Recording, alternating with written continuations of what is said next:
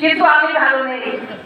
আমি ভালো নেই কারণ আমার নেত্রী বেগম খালেদা জিয়া জীবন মৃত্যুর সাথে পাঞ্জা লড়ছে হসপিটালে। ভালো থাকা যায় না। প্রিয় চাচারা, ভাইরা, আমি খুব বিনয়ের সাথে বলছি, জিয়া পরিবার বাংলাদেশকে যতবার এই বাংলাদেশের অস্তিত্ব নিয়ে ছিনিমিনি খেলা হয়েছে, ঠিক ততবারই জিয়া পরিবার সবকিছুকে, বিপদ আপদ সমস্ত কিছুকে উপেক্ষা করে এই দেশকে প্রাণ দিয়ে আগিয়ে রেখেছেন। আপনাদের মনে আছে যুদ্ধের সময়, মহান মুক্তিযুদ্ধের সময়, যখন বাংলাদেশের মানুষ ভাবছিল আমরা কি করবো, কোনো দিক নির্দেশনা পাচ্ছিল না যে মুক্তিযুদ্ধে যাবো না যাবো না, বা আমাদের নেতা কে হবে, ঠিক সেই সময় একটি বজ্রকণ্ঠ ভেসে আসে মেজর জিয়া। তিনি কালুর খাট বেতার কেন্দ্র থেকে মহান স্বাধীনতার ঘোষণা করেন এবং মহান স্বাধীনতার ঘোষণার মাধ্যমে এই দেশকে মুক্তিযুদ্ধে ঝাঁপিয়ে পড়তে শত মানুষের কে নিয়ে তিনি মুক্তিযুদ্ধে ঝাঁপিয়ে পড়েন, রণাঙ্গনে প্রাণ বাজি রেখে তিনি যুদ্ধ করেন। এইভাবে তিনি দেশকে আগিয়ে রেখেছেন। একইভাবে আপনারা দেখেছেন ৯০-এর স্বৈরাচারের আন্দোলনের সময় স্বৈরাচার এরশাদ যখন দীর্ঘ ১০ বছর, তারও বেশি সময় তাকে কেউ ক্ষমতা থেকে দাঁড়াতে পারছিল না, শেখ হাসিনা তলে তলে আদায়াত করে ফেলেছে। শেখ হাসিনা তার সাথে আদায়াত করে সে আন্দোলন থেকে সরে গেছে।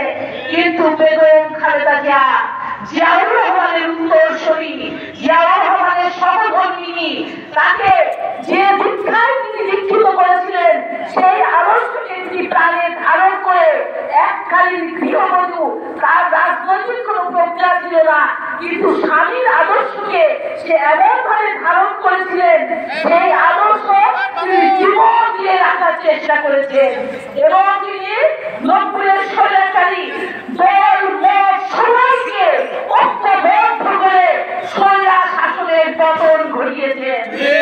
ঠিক তাই না? আপনারা জানেন তো, সবাই এই ইতিহাস জানে। ঠিক একইভাবে এই দীর্ঘ ১৮ বছর আওয়ামী লীগের সময় আপনারা দেখেছেন আমি দামি ভোট, রাতের ভোট, দিনের ভোট সব কিছু করে এই দেশকে হারার ভোট, এই দেশকে একদম কুক্ষিগত করেছিল এই শেখ হাসিনা। আর লজ্জার কথা বলেছিল শেখ হাসিনা পালাই না, শেখ হাসিনা সেকেন্ডারি পালাই না, কিন্তু সে আপামর জনসাধারণকে একদম তার নেতা কর্মীদেরকে একদম বিচ্ছিন্ন অবস্থায় রেখে নিজের চালিয়ে রাতারাতি তার পরিবারের লোকগুলোকে নিয়ে পালিয়ে গেছে। এটাই হচ্ছে শেখ হাসিনার চরিত্র। পক্ষান্তরে দেখেন আমার নেত্রী মজলুম নেত্রী বেগম খালেদা জিয়া, আপনাদেরকে দেখেন তিনি ইচ্ছা করলে ছয়বার, একবার না, দুবার না, ছয়বার এই আওয়ামী লীগের সময়ে তিনি একদম জীবন মৃত্যুর সন্নিকট থেকে ফিরে এসেছেন। আমাদের ওই পদের যে সমস্ত ডাক্তাররা ছিল তারা বলতো তিনি যদি উন্নত চিকিৎসা নিত তিনি হয়তো ভালো হয়ে যেতে পারতেন। তিনি তো যখন তাকে জেলে নিয়ে যাওয়া হয় তখন তিনি হাঁটতে হাঁটতে গেছেন। দেশি বিদেশি চক্র তাকে বিভিন্ন ভাবে বলা হয়েছে যে আপনি চলে যান দেশের বাইরে, আপনারা চলে যাওয়ার সুযোগ করে দিচ্ছি, শুধু আপনি এই দেশের রাজনীতি করতে পারবেন না, আপনি চলে যান। অনেক সুযোগ সুবিধা দিয়েছিল। তারেক রহমানকে বলেছিল তোমার মাকে নিয়ে যাও, আমরা রাজনীতি থেকে শুরু করে যাও। ম্যাডাম বেগম খালেদা জিয়া তিনি বলেছেন মৃত্যু আমার বাংলাদেশে, জন্মেছি আমি বাংলাদেশে, মৃত্যু আমার বাংলাদেশে। এদেশের মানুষের জন্য যদি আমি মরেও যাই শেষ নিঃশ্বাসে দেশের মাটিতে আমি ত্যাগ করবো।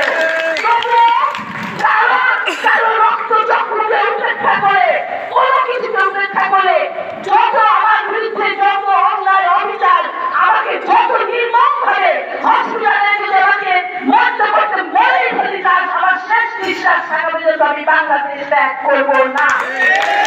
এবং তিনি তাই করেছেন। দেখো অনেক আপনারা বলেন তো, এটা আপনারা জানেন না, সে যদি ইচ্ছা করতো সে তো সুন্দর জীবন জীবন পেত, সে যদি ইচ্ছা করতো